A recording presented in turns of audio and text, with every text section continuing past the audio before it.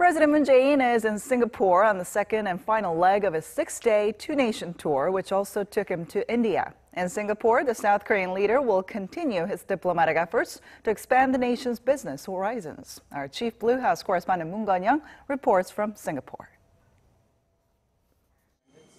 South Korean President Moon Jae-in landed in Singapore from India Wednesday evening for a 3-day state visit here, the first by South Korean president in 15 years.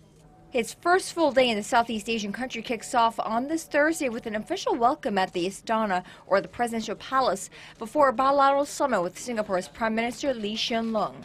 The two leaders will witness the exchange of several Memoranda of Understanding to boost cooperation in the areas of trade, environment, small and medium enterprises, and startups.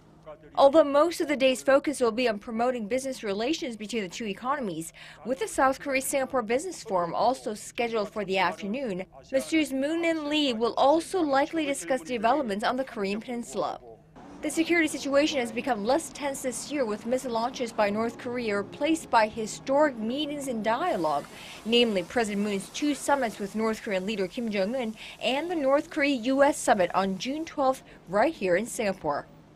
But the highlight of President Moon's Singapore leg will come on the third and final day of his state visit, when he delivers the 42nd Singapore lecture, where he'll lay out his vision and policies for a permanent peace and denuclearization of the Korean Peninsula.